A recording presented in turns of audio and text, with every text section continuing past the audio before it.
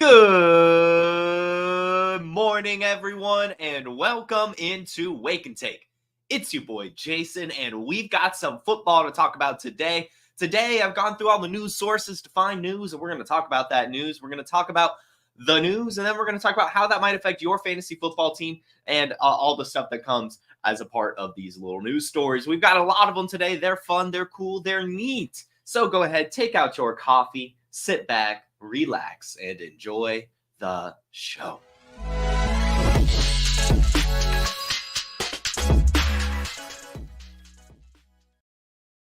And welcome in, everyone. Glad to see you all this beautiful morning.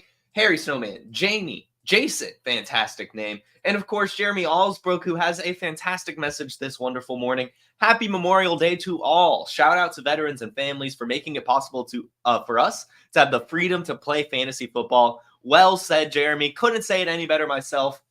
Thank you very much to any of you who have served, any of you that know anyone that served. You know, it is just we're very thankful for those of you that have put your life on the line for our military to protect our country, and so we can play some fantasy football. Well said, Jeremy. Everyone, have a wonderful Memorial Day. Hello to you, Anthony, as well, popping in on the chat. Let's go ahead and get right into today's news. We've got a lot of it today. As we know, Thursday and Friday, we talk sleepers of each team, so I didn't really have the chance to go over too many news stories, so we're going to throw in some stuff going all the way back to Thursday. So buckle up. We've got some news, and we'll start, of course, with the Christian Watson news that came out over the weekend, and that is what has happened with his hamstrings. As we know, Christian Watson continuously shows up at a random point in the season, scores a crap ton of touchdowns, and then messes up his hamstring and misses the rest of the season. Well, the Packers have got fed up with that. Christian Watson has been fed up with that. And so this offseason, he went to a specialist, and supposedly the specialist has found the root of the issue. Here's what's said. The 25-year-old wideout visited the University of Wisconsin-Madison this offseason to work with researchers who study hamstring injuries in elite players, hoping to determine the underlying cause of his recurrent issue. Watson said at OTAs this week that he learned much of his problem could be attributed to asymmetry in the strength of his legs. His right leg, the one that kept being injured, had a 20% difference in strength at the time, which Watson said can cause a whole host of problems, especially when a player isn't able to fully recover strength after the initial injury. The quote itself, for me, it really was the asymmetry between the legs. It comes from a lot of things. Obviously, the issues I've had in the past with hamstrings, not fully recovering from those. So I've just been attacking the strength side of that. Trying to get that symmetry back has been huge for me. I've been feeling really, really good, and I've just got to continue grinding at it. He continues, I was obviously a little bit down on my right leg compared to the left. It puts a strain on the left side, and the left is going through a lot more. And then two, obviously, when you're trying to be equal in power, it puts more stress on the one that's not as strong. So that's been the number one thing to me that's led to fatigue and injuring my hamstring. And so that has been his number one goal this offseason, to eliminate the difference in strength. He said that his leg difference now is closer to 10% instead of 20%. So he has at least halved the strength issue with his legs, with his hamstrings, and hopefully can continue to get it down throughout this offseason. Watson went on to say, I definitely feel like I'm at 100% just in terms of what I've been able to do on the football field right now, but there's still a little bit of asymmetry there, and that's something I'm attacking with the training staff in the weight room. So, I mean, I've got to say that to me is fantastic news. When you hear a player kind of understanding the ins and outs of their injury on top of specialists kind of identifying what the root of this issue is, it gives me some confidence. I'm really not going to lie. I'm already a big Christian Watson fan. And, you know, I've said this quote a ton of times now on this show. You're injury prone until you're not in this league. You know, every year it seems a player will be injured every single season. And then one year they're not, and they have an incredible year. Deebo Samuel, Christian McCaffrey, Saquon Barkley. I mean, the list goes on and on and on of players who were injury prone until they weren't. I really hope that's the case here for Christian Watson. We have seen the ceiling from him. It is just insane, the amount of touchdowns he can score in a short amount of time. If he's healthy, he is the alpha on this Packers team. And so like I've been saying, would be targeting Christian Watson in trades, in best ball, in anything that you can get your hands on this guy, because I do think at some point he will figure this out. He will be healthy, and he'll be playing and scoring us fantasy points more often than not down the line, and probably through the rest of his career. Because I mean, he's still pretty young as well. You know, he doesn't really have the COVID years that a lot of these other guys have. But yeah, Christian Watson getting healthier, at least, still a long way to go. But the difference in strength in his legs is down from 10 or 20% to now 10%, which is really good. And yeah, I mean, and it makes sense, right? Like we kind of talk about with the Achilles injuries, right? When a player messes up their Achilles, usually they kind of overcompensate their Achilles on the other leg, leading to kind of rupturing the other Achilles over time. And so that kind of makes sense that if you have one kind of weaker hamstring, that you'd be overcompensating with the other one, and so on and so forth. It all makes a lot of sense. So hopefully all of the sense that it is making can, you know, help us score some fantasy points with Christian Watson on our roster. So get him while you can, guys. Get him while you can.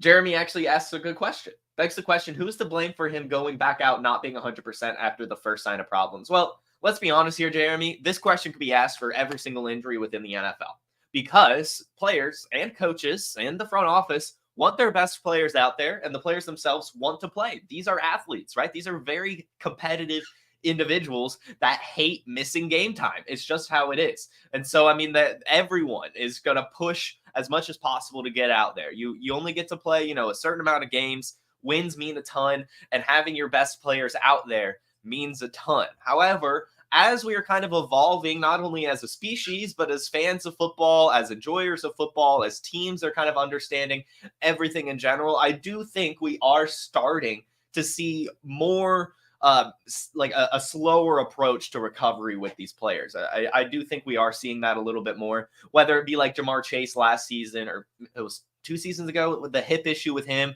where he ended up like still doing the full 4 weeks of his short-term IR, but then actually staying a 5th week just to make sure he was 100% instead of 90%. Now that's going to change from player to player. But hopefully over time we can kind of get there to where we are kind of just seeing 100%. But also, let's be honest here, even if you aren't injured, you probably are playing at like 85%, you know, most of the time throughout the season. I think it was a Rob Gronkowski interview that just talked about, no, it was Kyle Pitts last year. Kyle Pitts last year was just talking about how part of the reason he was struggling so much in games was it was just so hard for him to go through the regiment of just an NFL season while recovering from an injury. Just like all the practice every single day, the walkthroughs, and then having to play a game after not really being able to recover, because when you're recovering, you're also practicing and you don't really get to have a time off. And so you're kind of just always playing at this 80-85%. I feel like, at least towards the end of the season, like you're just so beat up. It's a physical game. And so it's just, yeah, it's all a mindset thing. They want to go out there, they want to play, they want to win. So anyway, Christian Watson getting healthier, hopefully. So the next bit of thing we could talk about here, we'll just go down the line. There's probably a better way to order this with segues and stuff, but we're just going to go down my checklist, and we'll start with Christian Kirk. As we know, Christian Kirk is also recovering from an injury, and as we know, he used to be the #1 wide receiver on the Jacksonville Jaguars, and still arguably probably is, at least until Brian Thomas Jr. does totally break out. Well, Christian Kirk has a good quote this offseason from the OTAs. I feel like this offseason has been forever for me. Injuries are more mentally challenging than anything. It tests your mental, but it can kind of callous your mind, putting yourself in uncomfortable situations and pushing through. Like I said, adversity. But I'm just excited. I've got a chip on my shoulder, ready to wake some people back up and remind them the type of player that I am. So Christian Kirk fired up, ready to bounce back this season upon recovering from injury, out there working hard in the OTAs, and says that on a personal level, I feel like I'm getting back to where I should be and where I want to be. Looking forward to bouncing back and having a good season. As we know, in 2022, he finished as the wide receiver 12 overall in PPR leagues. He finished the year with 133 targets, brought in 84 of them for 1,100 yards and 8 touchdowns, averaging 14 points per game. Last year was not as good, but of course he missed some games with injury. He had 787 receiving yards and 3 touchdowns and averaged 12.5 points per game in his 12 games. Again, I do say that I'm not totally investing in many of these Jaguars receivers. If I am, it's going to be probably Brian Thomas Jr. or Gabe Davis, as much as I like Christian Kirk. My main answer here when attacking the Jacksonville offense is just getting Trevor Lawrence. I do think that Trevor Lawrence is undervalued right now. They're obviously upping the offensive line. They're bringing in all these new weapons for him. I just think that Trevor Lawrence is a bit more of a value right now than the wide receivers. As much as I like Christian Kirk and do think he has the ceiling, I do still, as I keep saying, view this Jacksonville offense as one that spreads it around a bit too much. Evan Ingram has spike weeks. Christian Kirk has spike weeks. I'm sure Gabe Davis is going to have some spike weeks. I'm sure Brian Thomas Jr. is going to have some spike weeks. So when you're looking at the most expensive wide receiver on a team in Christian Kirk, on a team that spreads it out around a lot, I'm not too interested in that player. I don't mind having that player. Like if I'm sitting there on the clock and it's like between Christian Kirk and someone maybe with a little bit more questionable of a season, then I'll just take the safety that Christian Kirk provides. But for the most part, I think I would rather invest in a Brian Thomas Jr. and bet on the ceiling that rookie could bring, or just go get Gabe Davis out of the garbage bin for really nothing and hope that he brings me a good season. But I think Christian Kirk is just one of those players that's just accurately valued. If you have him, you have him. If you don't have him, you're not really that worried about trying to go get him. I'm not upset if I roster him, but I think he's just fine. And that's a good thing, right? Like we need those consistent players on our roster, and hopefully he can get back to that again. He was the wide receiver 12 in 2022. So if he does get back to that, which I don't really think he will, he's a value. I just think, for the most part, I think he's going to find himself about more where he was, where he averaged the 33rd most points per game last year with 12.5. I do think eventually Brian Thomas is going to take that alpha role from Kirk, even as fired up as he is. I'm sure that's just going to be good for Trevor Lawrence again. So I would just be buying Trevor Lawrence more so than I would Christian Kirk from this news. The next bit of news we have for you guys is the Texans running back room, and this revolves around Dameon Pierce and Joe Mixon. This is what head coach DeMeco Ryans said. Texans head coach DeMeco Ryans expects running back Dameon Pierce to have a really productive season despite Mixon's addition to the roster. What I have seen from Dameon this offseason is a guy who has put in the work. I see Dameon having a very clear headspace as we are out working, and I think that will allow him to have a really productive year this season. He has everything it takes to be a really good running back for us, and I think him and Joe as a 1-2 punch would be very beneficial for us all. The article went on to kind of explain how Dameon Pierce struggled last year. It's true, he only had about 400 yards and lost the starting job to Devin Singletary. Part of it was he had an ankle injury, and another part of it that the article mentioned was that Dameon Pierce actually did struggle learning the Bobby Slowick offense. As we know, that is part of the Shanahan system, which is notoriously difficult. And also for a running back like Dameon Pierce, it is a little bit more predicated on speed and the zone reading offense, whereas Dameon Pierce is just a bit more of just run between the tackles and punch you in the face type of running back. So this is not really a system that necessarily complements him, but now a season already learning it, another offseason of just growing as a player in general, I could see him again. I talked about him last week as one of the sleeper targets on the Texans. I do think that he is a solid piece here. I do think that Joe Mixon is going to be the bell cow. I think that he's going to get most, if not all of the work, but there is some contingent upside here, in the red zone and on the goal line, short yardage situations, but also if an injury happens to Joe Mixon. I mean, he is getting up there in age. So I would be taking some shots on Dameon Pierce right now. I know it's not super sexy. I know his profile is not the best, but if you'll remember his rookie season, in only 13 games, he did have over 1,000 all-purpose yards. He did score 9 touchdowns, and he was a really, really valuable dynasty running back to a lot of people on our rosters. And that potential is still there. I think another season learning the system, getting healthier from the ankle injury, and not really being asked to do it too much while Joe Mixon is out there, I think will help him as a whole, and hopefully he can grow into a better running back than he was last season, which I think he can. We've seen it, so why not bet on it again? I don't know. So either way, super, super cheap right now. I would be saying to buy Dameon Pierce. I know I said it last week, but I think it's just one of those things. I say this, really, it's okay at the running back position to just crash and burn. You can screw up, especially cheap ones. Like there's other running backs out there. Take some shots. If they fail, they fail. Take another one. This one in particular, a super cheap shot. You might as well take Dameon Pierce on it's the Texans offense we're talking about here. Get as many pieces as you can. Super, super cheap. I like it. Get some Dameon Pierce looking good here. I mean, good news from DeMeco Ryans. I like hearing all that stuff. So anyway, the next bit of running backs we can talk about is actually the Cleveland Browns. And this mostly revolves around Nyheim Hines. So it's not like any of you really care. But this does also kind of talk about Nick Chubb a little bit. So this was an article about Nyheim Hines talking about how he's ready to return this year. So I'll just start. Nyheim Hines hopes to return to making an impact in the return game with his new squad, saying he believes the kickoff rule change this year could favor players like him, but he's not planning on settling for just a special teams role. Hines said, I mean, I'm not the biggest guy in the world, but I'm not going to be scared. I'm going to put my head down there. I'm known for my pass catching abilities. So the return specialist thing was kind of disrespectful, honestly. I don't know any other return specialist who has over 230 catches in 5 years. So I think people kind of forgot in Buffalo that I was traded, only played 10 games there, had to learn a new offense, didn't have the opportunity last year to play. So I'm really excited to go out here and prove the offensive threat that I am, and that I'm just as big of a threat on the offense as I am in the return game, if it's passing, catching, kicking, or in empty. The article then goes on. He'll, of course, be competing for a role in the RB room behind Nick Chubb and Jerome Ford, though Chubb is also working toward his own return from a serious knee injury. Hines said he has been learning from Chubb as they walk through similar recovery paths. This is what Hines said. We rehabbed together my first couple weeks here, so it's great to be with somebody and rehab with the guys. Honestly, just being a part of the running back room. And obviously, Nick is one of the best backs in the league, so I can't wait to learn from him. We came out together. I've known him for a while now. I'm super excited to work with him, and it's helped me a lot mentally. So I really just threw that in there to talk about Nick Chubb's recovery, as again, I do think him and Jerome Ford are probably a little bit of a value right now. The Cleveland Browns just lean on their running game. And both of them, I think Nick Chubb is like RB 34 and Jerome Ford is like RB 40.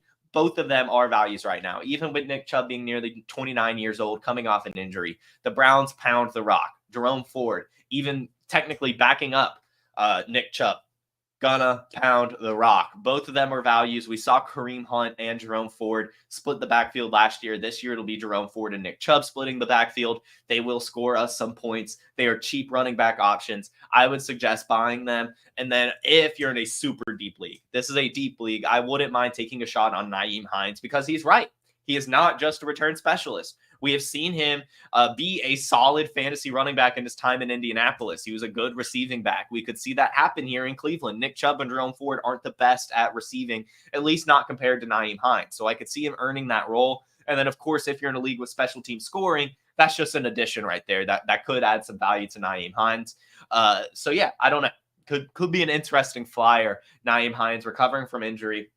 He does have the athleticism. He does have the pass catching chops, and he honestly has some opportunity here in Cleveland with Nick Chubb and Jerome Ford being a little bit more stereotypical running backs. I know Jerome Ford has some receiving chops, but still not to the degree that Nyheim Hines has. So again, I would say buy Ford, buy Chubb, and then if you're in super deep leagues, I guess Nyheim Hines could be interesting if there's some special team scoring, or if it's PPR. I could see him earning a little bit of a pass catching role. So anyway. That is the Cleveland Browns. Staying within the AFC North, we can talk some Joe Shiesty Joe.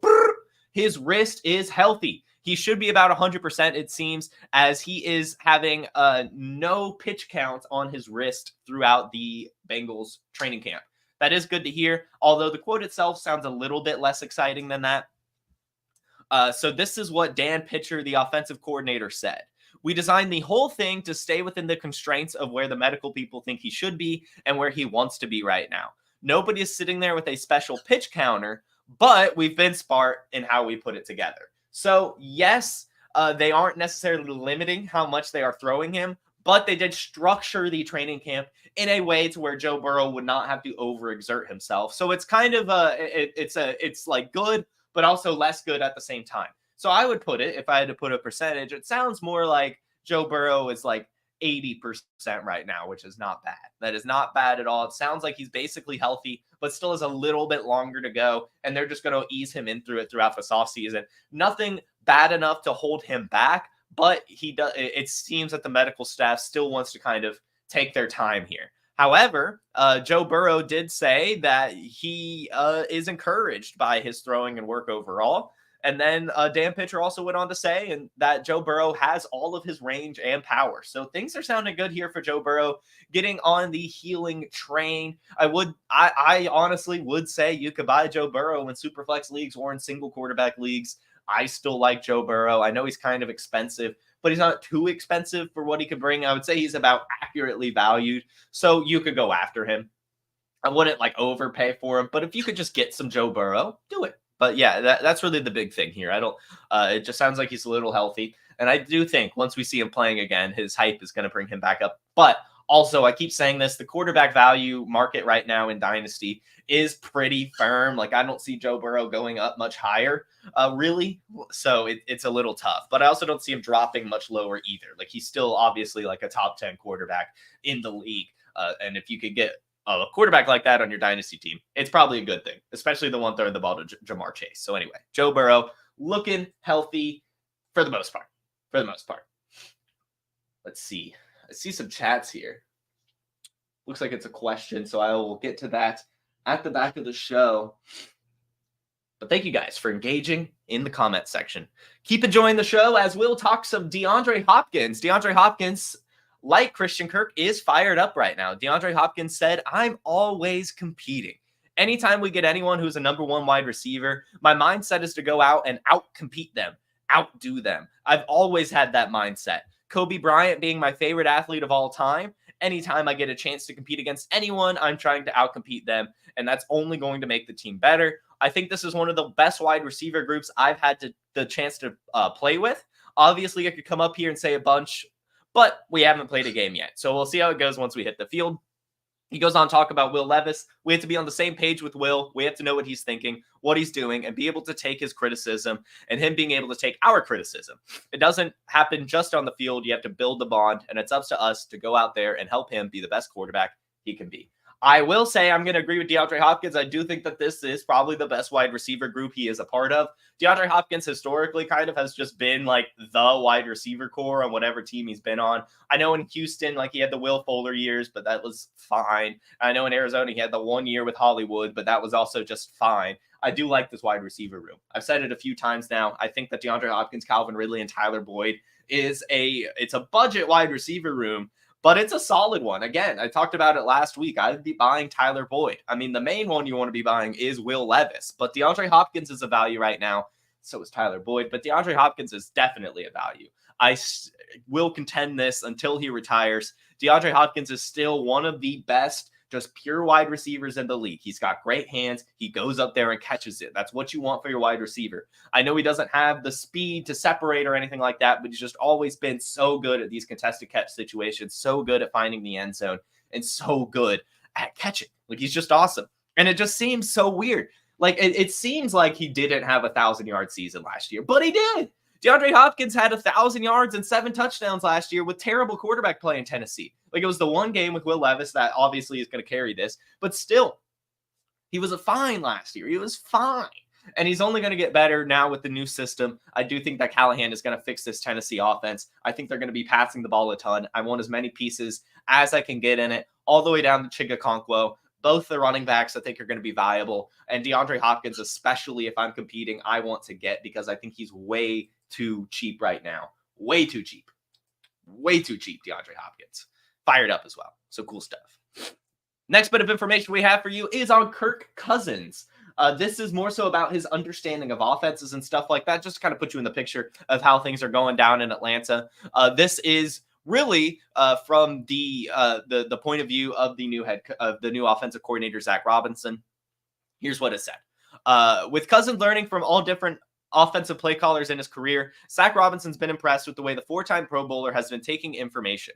He can recall things from when he had Clint Kubiak as his offensive coordinator, then obviously recently with Kevin O'Connell. He can take some of those things that he's had with Kevin the last couple of years and apply it to what we're doing here. There's still some new stuff, so he's still learning a few new things, but you see right away how well he sees defenses.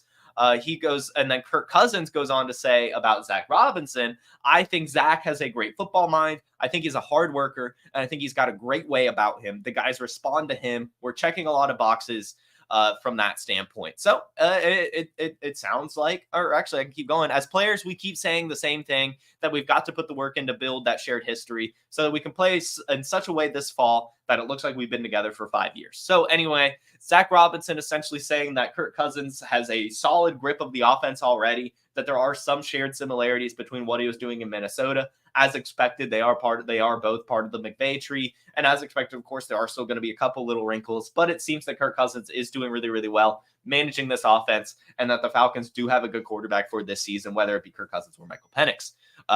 So I think it's good. And then it's also just encouraging to hear Kirk Cousins say that Zach Robinson's doing a good job as the coordinator. Him being a first-time coordinator, there's always going to be those concerns, but it sounds like he's doing a good job. So Atlanta, Kirk Cousins, things are sounding good.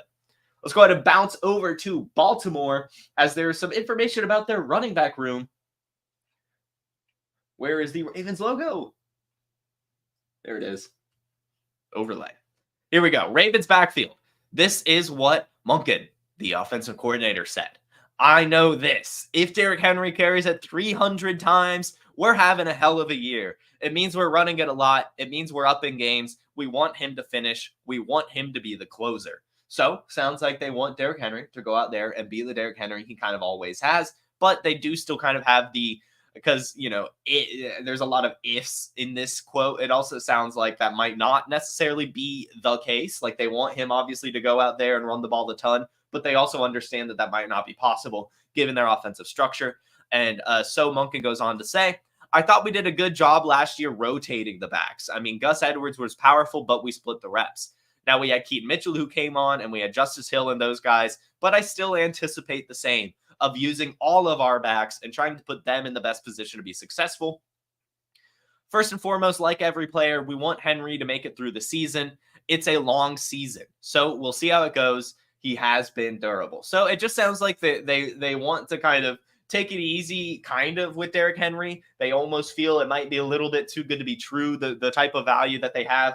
And it also sounds like they want to make sure that he stays durable and consistent throughout the season. So again, when the signing happened in Baltimore, I said that I think that Derrick Henry's carry cap will go down. I think he still gets a ton of carries, but I think Derrick Henry is going to go from a guy who gets like 30 carries a game to more so 20 carries a game, which is still awesome. Nothing to complain about. But I am curious to see how those maybe 10 less carries a game affects his total number, because he has kind of been dependent on volume throughout his career. As awesome as Derrick Henry is, a lot of his carries are also pretty short, given he's just an inside runner power type guy. Of course, he breaks away a lot of them too. Not knocking Derrick Henry at all. But again, like that, the less carries on average will add up over the course of the season. So I'm just curious to see how it goes. But I still expect a great year from Derrick Henry. Again, he looked great at the OTA low clip they shared. He's got the visor. He's rocking number 22. The purple and black looks awesome on him. So I still think he's going to have a good season. But I don't necessarily think we'll ever really see the King Henry that we became accustomed to in Tennessee. Like, that offense was designed around him. That's not the case here in Baltimore. He's still going to get a ton of carries, but he's not going to get all the carries, which is different. Right? It's just different. And that'll affect how just everything works.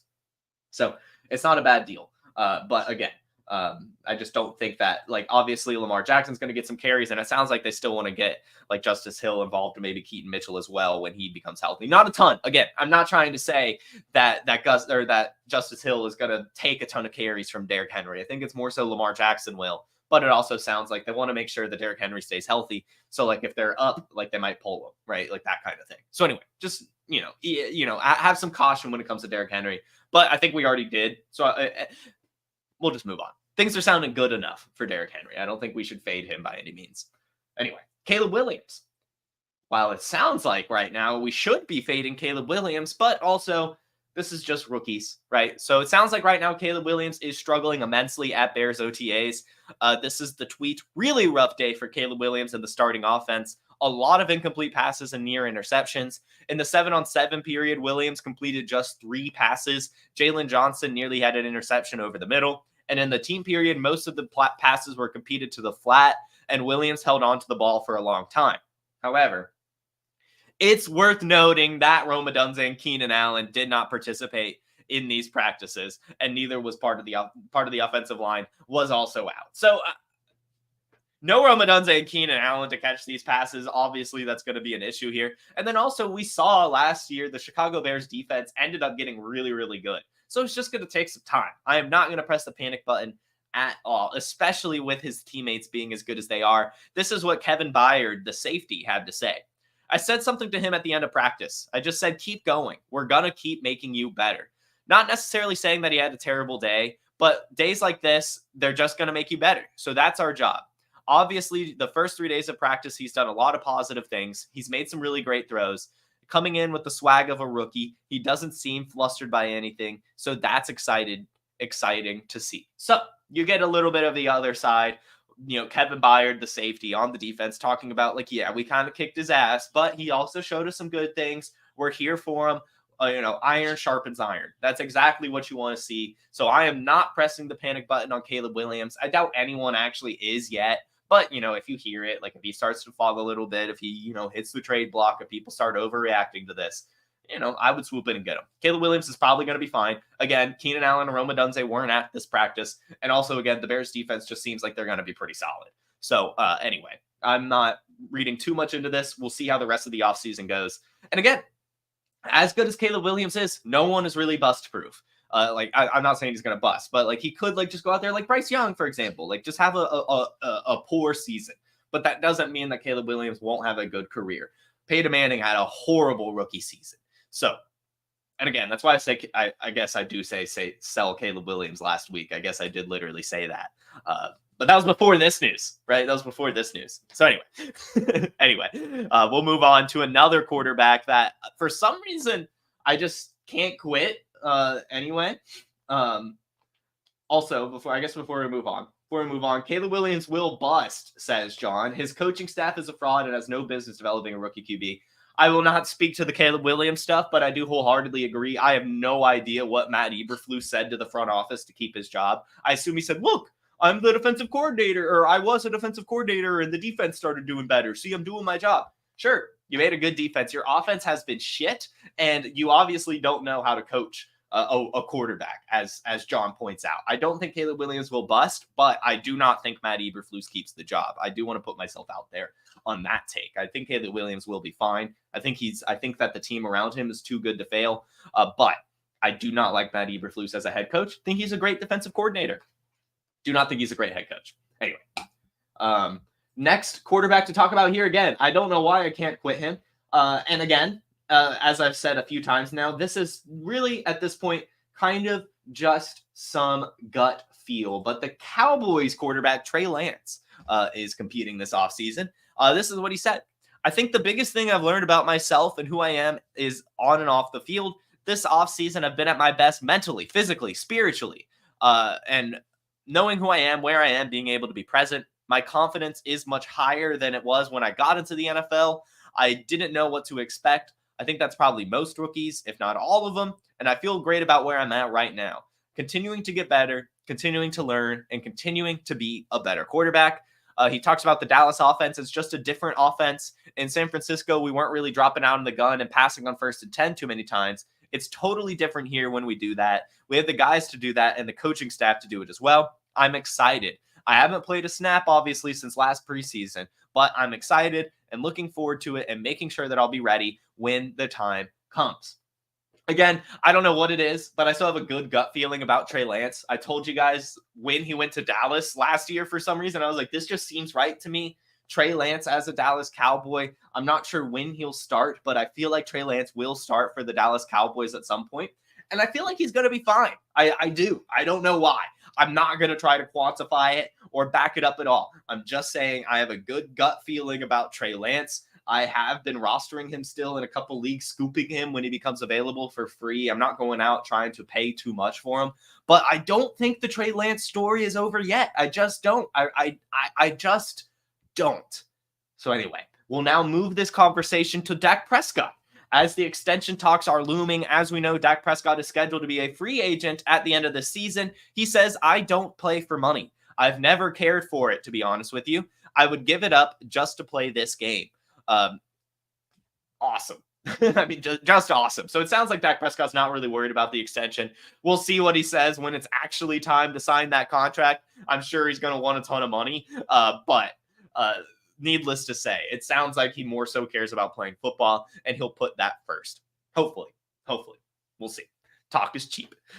Anyway, NFL Network insider Ian Rappaport reported in March that Prescott is set to play out the final year of his contract with the quarterback owning a no-tag clause. He is on the road to the open market. The cost of keeping Prescott is only getting more expensive. Of course, with Jared Goff signing a massive $212 million extension, Dak Prescott says, I allow that to the business people to say what I'm worth, what they're supposed to give a quarterback of my play, a person of my play, and a leader of my caliber. For me, it's about controlling what I can and handling that part. The rest will take care of itself. So there's two things here. A, Dak Prescott says, I don't care about money. I would give it up just to play this game. But then also says, I would like a team to pay me what I'm worth. So, which one is it, Dak? We'll find out.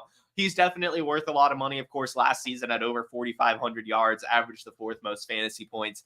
The year before that, even in a shortened season, still only almost had 3,000 yards. And of course, in 2021, when healthy again, had over 4,000 yards, over 30 touchdowns again. He's been pretty solid. He's a really good quarterback, really does help this Dallas Cowboys offense. So I'm sure they want him there. It's just going to be a matter of how much money they can pay him and all that stuff. So this is just a story to keep your eye on throughout the offseason, throughout the season, and especially next year as we look to see what's going to happen with the Dallas Cowboys. Will Dakota Rain Prescott be a Cowboy in 2025? Probably, but we'll see if he values money or the team. It is. I know he says that he just wants to play. We'll see. Anyway, the next bit, staying in the quarterback department. Bo Nix. Sean Payton has come out and talked a little bit about Bo Nix. This is what he had to say. Sean Payton doesn't have any particular stance on sitting or playing a rookie quarterback because he believes it all depends on the situation. There is no incumbent starter nor a true veteran. I think some of it is a byproduct of what you have in the building, he said. If you have a starter in the building, then that's the path you go. Then sometimes you don't have that luxury, and that's the path you have to go. A lot of it is dependent on the quarterback and his mental makeup. So I think it just varies. When you look at the Packers, they had Love sitting behind Aaron Rodgers, but then Rodgers, who sat behind Brett Favre, they had the luxury, but it's dependent on the roster. Payton also liked what he saw in Nix, and similarly his aptitude for the offense. Payton went on to say he's farther along than most. We're talking about a player who played 61 college games. He's extremely smart, and he's picked it up very quickly. So sounds like to me, Bo Nix is going to be the starter week 1 for the Denver Broncos. No ifs, ands, or buts. It sounds like pretty obviously when he's talking about the Packers that the Broncos don't have the luxury that the Packers have. Like, they're not going to sit Bo Nix for Zach Wilson. They're not going to sit Bo Nix for Jarrett Stidham. They're going to start Bo Nix. If that's good or bad, we will find out. But again, my take here, I still think that Bo Nix, I think he got a good landing spot. I think that this is the type of quarterback Sean Payton wants. I think that this is the type of coach and system that Bo Nix can succeed under. And I think them drafting Troy Franklin will help Bo Nix be a lot more comfortable in the NFL, giving him a read that he's comfortable with, along with 2 solid receivers already there with Marvin Mims and Cortland Sutton. In the tight end room, Adam Troutman, Greg Dulcich could be fine. There's some good pass-catching running backs as well. This is a average offense. It's solid enough for a quarterback of Bo Nix's caliber. I'm excited to see how it goes, and I would say that you can buy some Bo Nix. I'm trying to get the Nix Franklin stack in a few leagues. I think it's a fun one. I think it'll be good. So the next bit we have to move on to is the Bills wide receivers, as Josh Allen has said some stuff about them that I think it's important to note. Speaking Thursday on NFL Network's The Insiders, Josh Allen said he believes Keon Coleman's playmaking ability is a perfect match with Buffalo's surrounding cast heading into the 2024 season. The quote itself, I think his play style is what we needed in our offense. Talking with our offensive coordinator, our quarterbacks coach, and obviously head coach, Keon Coleman is a guy that's big-bodied and can win one-on-one in a back shoulder fade and not be afraid to be a physical receiver. I think you compare him with some of the guys we have in our room right now. I think Mac Hollins has been such a great addition so far to the room with his mentality. His mindset is infectious to others. Curtis Samuel, he's been showing up every single day ready to work. And you start pairing those guys up with Dawson Knox and Keon Coleman in this mix now, we're going to have a pretty solid group that works together. It starts here in the OTAs. I'm fortunate enough to have those guys in the building right now. We're throwing throughout practice. We're taking extra reps after practice. Obviously, this time of year, you've only got a certain amount of time where you can get those reps. So just doing some stuff extra and finding time. We'll get the month off in late June, early July, and try to find a window where we can get together and throw again. And just make sure that we continue to stay on top of things and get as many reps as possible. Sounds like not only is Josh Allen putting in heavy work this offseason, making sure he can connect with basically his entirely new weapons room, but also the wide receivers are right there with him. Mentions Mac Hollins and Curtis Samuel and Dawson Knox being hard workers right now, showing up every single day, doing what they need to do. That's going to go a long way when the room is so new. When you're here, Mac Hollins, when you hear Curtis Samuel, when you hear Dawson Knox right now, I think you have to listen. Of course, Keon Coleman as well. But in a world where everyone is getting out over their skis on Dalton Kincaid, in a world where everyone is getting out on their skis on Khalil Shakir, Josh Allen has a massive long quote here talking about the wide receiver room and the targets and doesn't mention either Khalil Shakir or Dalton Kincaid. It's a little concerning to me again, but whatever. To each their own when it comes to that tight end. For me, I'm still selling Kincaid to get Kyle Pitts, Mark Andrews, or TJ Hawkinson and a little cherry on top, but I know that is not everyone's cup of tea. I still contend that the Buffalo Bills will be spreading this rock around.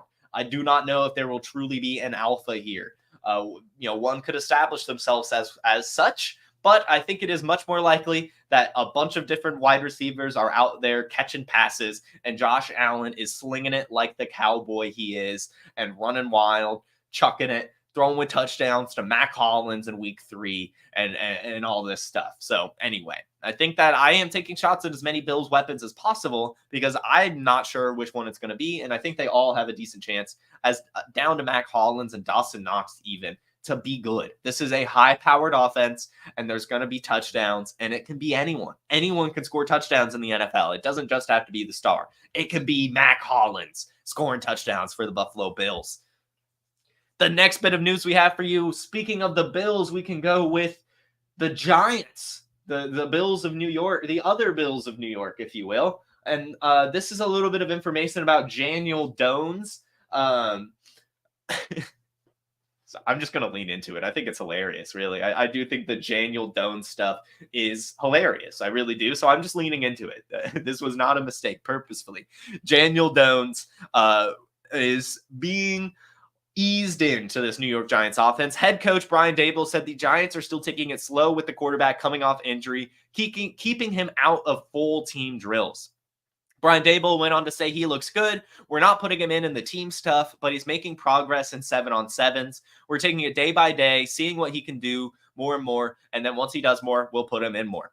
Daniel Jones went on to say, it feels good. I felt good out there today. Just getting back into the swing of things and playing football against the defense. I thought it was good. Continue to kind of progress. Rehab process has been smooth up to this point. It feels good doing all kinds of stuff. So again, Daniel Jones just recovering, getting out there. Offense working on him. He's probably going to be the starter out there for week 1 for the Giants. So he's a decent value in Superflex, but we still, of course, do have the concerns. We have seen the ceiling from him, but we have more often than not seen the floor from him. However, we now finally have a little bit of a better offensive line. We now have a new actual true weapon in Malik Neighbors. Things could be better this year, as we'll come to find out. But as Jeremy says, lock is a lock. I don't think we should be sleeping on Drew Lock either. I 100%. If you trade for Daniel Jones this offseason, go trade for Drew Lock as well. I'm just going to leave it at that. As Anand Naduri has pointed out on the decision point, Daniel Jones' situation could become grossly similar to Russell Wilson's situation last year, where even if he's playing fine, he could still get benched as Daniel Jones has a massive injury guarantee in his contract.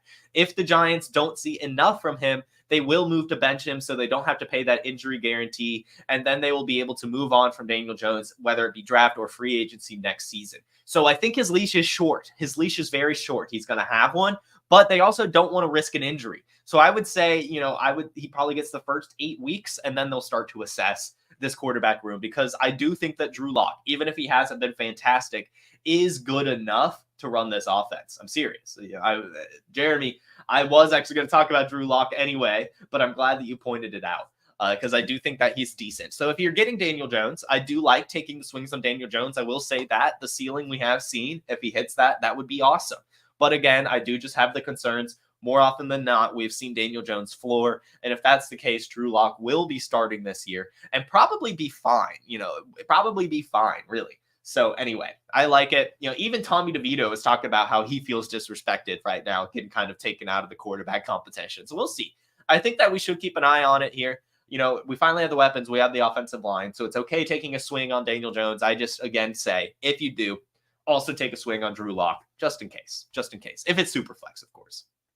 Anyway, the next bit of information we have for you guys is the Jameson Williams hype.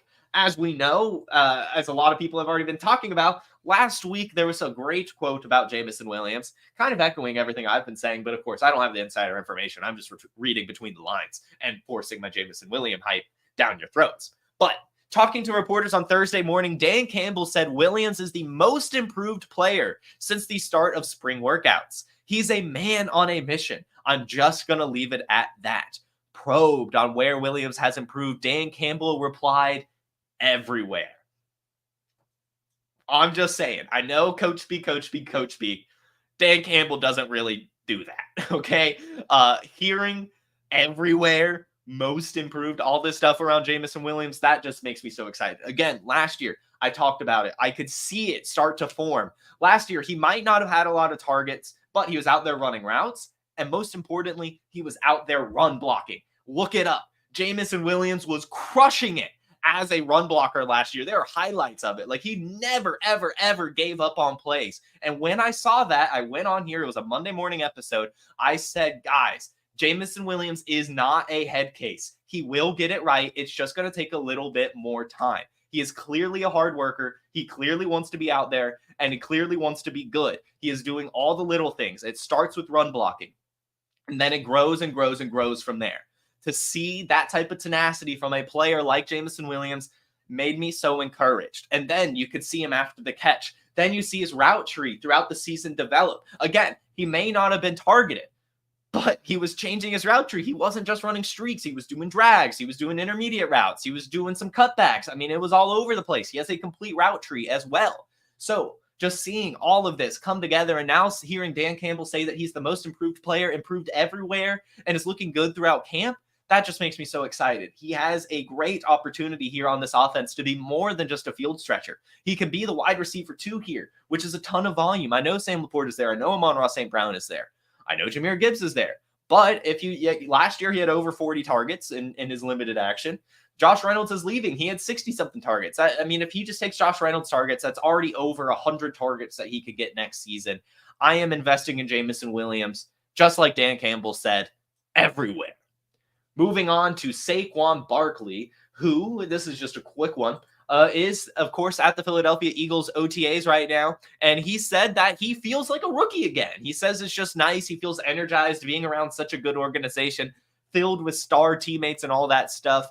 And so, yeah, he just feels young. He feels good. He feels energized. That's exactly what you want to hear from Saquon Barkley. I like that. That's awesome. We can move on to a guy who definitely doesn't feel like a rookie, and that's Dalvin Cook. Dalvin Cook is still unsigned, and this is what he had to say about that. To be honest, I had a conversation with my agent, and it's like, this year I want to go to training camp. I want to get my legs back under me and feel like myself again.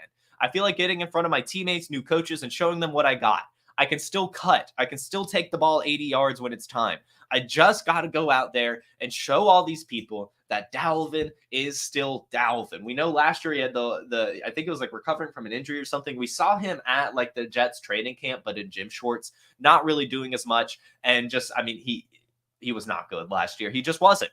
A, of course, Breece Hall was there, but also B, he was not good. He only averaged 3 yards per carry, took his 67 rush attempts for 214 yards, took his 15 receptions for 78 yards, scored 0 touchdowns, and only averaged 2.7 fantasy points per game. But we're only a year removed from over 1,000 rush yards and 300 receiving yards in back-to-back seasons. So Dalvin Cook could technically still have a little bit left in the tank. I'm not necessarily saying to bet on it, but there's a world out there where it's possible. And there are still some teams that could use a running back like Dalvin Cook. Like, he could go to the Cowboys, for example, and have a little bit of a duo with Ezekiel Elliott. So I'll say this: if you're in a deep league specifically, and Dalvin Cook is available, put him on your roster for the offseason if you have the room. If you have the room. I am not saying to go trade for him or anything, but there is a potential here to where he could get signed somewhere. He gets a little bit of an uptick value. You could either choose, if you like the landing spot, to keep him, or if you don't like the landing spots, maybe sell him a little bit based off height, maybe get another handcuff running back or something like that. But I think that there is going to be a Dalvin Cook signing, it seems, at some point, and we might as well go ahead and roster him before that happens. That's really going to be my only tidbit there. But yes, even Sick Nasty agrees. I think Dallas does need to go out there and get him or Khalil Herbert. I think that it would be fine. Anyway, next is, we've only got a few more, guys. Only a few more. So much news. Next, Andy Reid. This is Andy Reid's quote on Rashee Rice. What did he have to say? It was funny. He was kind of grilled just about the Chiefs' offseason issues in general. He was asked a lot about Harrison Butker. I don't feel like getting into that. That has nothing to do with fantasy football. So we'll just talk what he had to do with Rashee Rice, even if I don't really agree with Butker said. This is what Andy Reid had to say about Rashee Rice. Let's see. Specifically, he was asked during his media availability at Chiefs OTAs on Wednesday what step he takes to ensure players are making smart decisions outside of the team facility. Reid said, obviously, just stay in touch with them and you can communicate with them before they leave and make sure they take care of business. Sometimes things happen and you've got to work through that. Rice is currently participating in the Chiefs offseason workout program, and quarterback Patrick Mahomes said during his availability on Wednesday that a key right now is trying to teach Rice how to learn from his mistakes. Obviously, that was a big mistake, but you have to learn from it. Make sure it doesn't happen again and try to do whatever you can to be the best person you can, not only for yourself, but the people around you. I think he's doing that. Right now, we're going to keep doing whatever we can to get him on the right path so that he can be a great football player, obviously. But we want him to be a great person too. So sounds like the team is at least rallying around Rashee Rice, which is what you want to hear. Again, still a knucklehead issue, what happened. But also, again, I'm not a lawyer. I have no idea what's going on. And I really don't want to try to speculate too much when it comes to Rashee Rice's situation.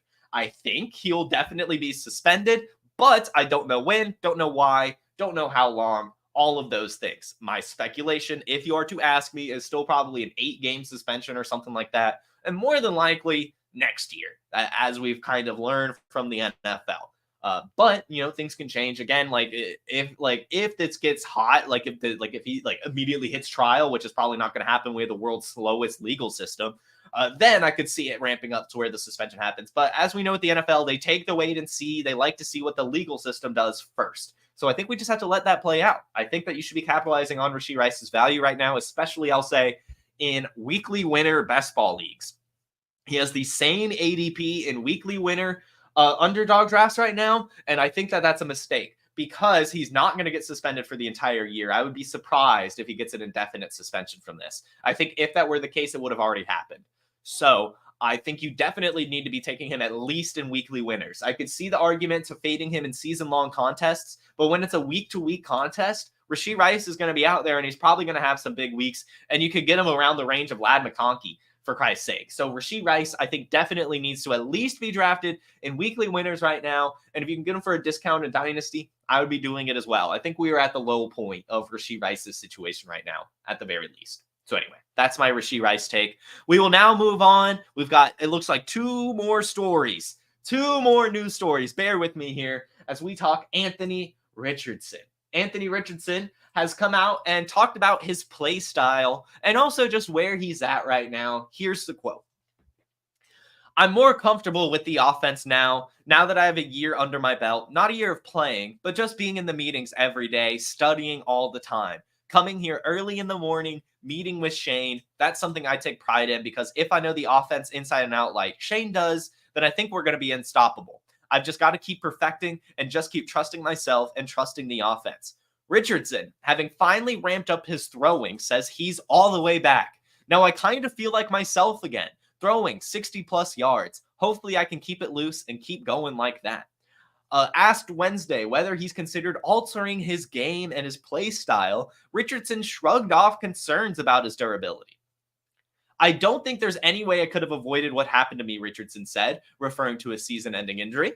Just a regular routine tackle. I tried to brace myself for the fall, but my shoulder did what it did. There's nothing I could do about it.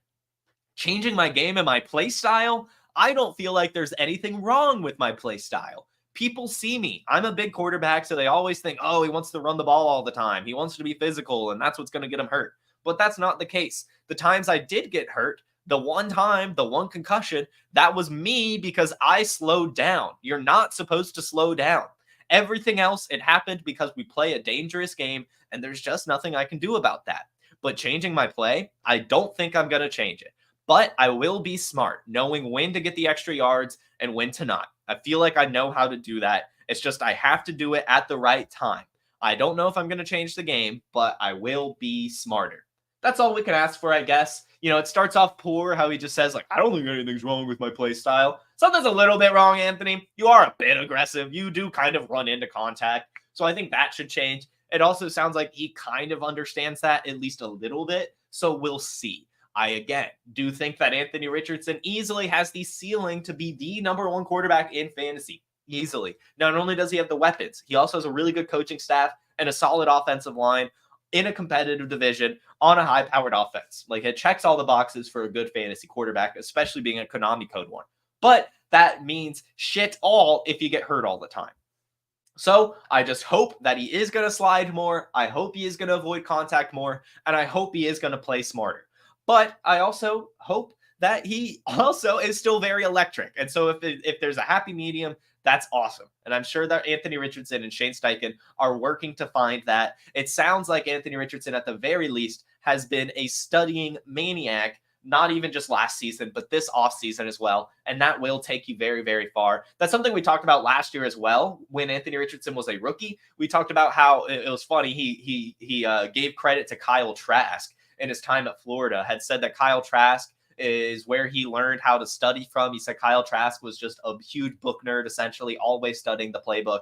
And him and Trask just bonded over that at their time in Florida, always studying the playbook together. And now he's brought that to the NFL. So we've always known that Anthony Richardson is huge on studying the playbook and all that stuff, but it's just good to hear it again. Good to hear that he's just going in early to get extra meetings with the head coach. It's just good stuff. So hopefully he is going to play smarter next season, because I want to see Anthony Richardson at his ceiling. I really do think it could be something special. And our last bit of news, guys, revolves around the Seahawks' Geno Smith. Geno Smith has spoken on Ryan Grubb's Seattle Seahawks offense. Very impressed, man, Geno Smith said of Grubb's offense. Obviously, from the stuff he's done in college, he has a great track record. And then just being a part of the system, being able to learn from him, the type of guy that he is, the type of man that he is, the type of coach that he is. I think there's going to be great things coming from us. Coach Grubb is doing a great job being demanding, making sure guys are studying and on point, knowing their assignments, but also giving guys some grace. Smith and the rest of the offense are still learning the intricacies of Grubb's scheme, but early on, Smith likes what he's seeing because, and quote, I feel like I'm a drop back passer, and this is a drop back offense, an offense that's going to spread the ball around, trust the quarterback to make the right decisions pre and post snap. I think that's something I'm really good at, and I just want to make sure I'm doing the right things when it comes to that. Head coach Mike McDonald went on to say about Geno Smith, he's highly competitive. I love how Geno works. We are pushing him to take the next step as a football player and as a leader, and he's answering the call. I'm really excited about Geno up to this point. I have such a respect for how hard this man works at his craft. I'm not going to lie, guys. I've been a little worried about Geno Smith this offseason because I just, you bring in a young quarterback like Sam Howell, you have a new coaching staff like the Seahawks are doing, and you want a new identity like the Seahawks are doing. It didn't make sense for me for them to really commit to Geno Smith, and I still don't think they'll commit to Geno Smith long term. But it sounds like they are going to commit to him this season, which is really all you can ask for. Of course, last year at 3,600 passing yards and 20 touchdowns. And the year before that, he had over 4,000 passing yards and 30 touchdowns, averaged the 8th most points per game with 18.5. That was awesome. And so if Geno Smith can tap back into that, I think it would be really good for him and the Seahawks. And if he can do that again, he probably does get the long-term commitment. But I would say he's a medium-sized leash right now. It sounds like he's doing all the right things. Sounds like he's going to be the starter week 1. Sounds like the coaches like him. Sounds like he likes the system. Sounds like the Seahawks are going to be throwing the ball a ton and have some different wide receiver sets than what we saw last year. Sounds like JSN, Tyler Lockett, and DK Metcalf, along with Noah Fant, will be out there pretty frequently. So, again, I say, buy Tyler Lockett, but also I think you could scoop in and get DK Metcalf and get JSN right now too, because there's two situations here. Either one, Geno Smith is bad and the Seahawks get a quarterback upgrade next season and DK Metcalf, JSN, and Tyler Lockett have a better quarterback next season, or Geno Smith is still good, taps back into his 2022 self, and JSN, Tyler Lockett, and DK Metcalf have an upgraded quarterback this season and beyond. So either way, I think that the Seahawks offense you can find some value in. I'm already on record a ton of times talking about how Kenneth Walker is going to be awesome this season. Very much still expecting that as well. And I think that this could be a sleeper team in general, the Seattle Seahawks, and you can get them pretty cheap right now. So that is the final bit of news for you guys today. Let's go ahead and pop into the chat real quick, see what questions we have. Lots of them, it looks like. Only a 10% chance of a hamstring injury for Christian Watson. That is pretty possible. Help settle on an argument on Quentin Johnston's value. I think he's worth about a late third, but the guy I'm trying to get him for wants a late second. I want to give a second. I think a late third is about as high as I would go. I think a fourth sounds even better. I think that Quentin Johnston has a better season this year, but I think it's more so because that I think the Chargers will use him more properly. Last year, they kind of shoehorned him into the Mike Williams role. He is not a Mike Williams player. So I think that Jim Harbaugh, especially since one of Quentin Johnston's best college games went against Jim Harbaugh, the TCU versus Michigan game, Quentin Johnston had like a 70-something yard screen in that game that he housed. I'm sure that Jim Harbaugh is going to want to design screens for him, which could be nice, but I don't know how much volume that's going to be and everything like that. I think, he'll be, enough. But I'm not sure if he'll ever really be worth that first-round draft capital he got, unfortunately. I still think Ladd McConkey's probably going to get the most targets. But again, I still think that Joshua Palmer is going to get some usage. I, for some reason, think DJ Chark got a really good landing spot here in LA. I think he has some potential if he can stay healthy. So I'm not sure how much volume there really is going to be from Quentin Johnston, especially since we already know that this is going to be a heavy run offense with Greg Roman and the rest of that running back room. So I would say a third. I would give a third.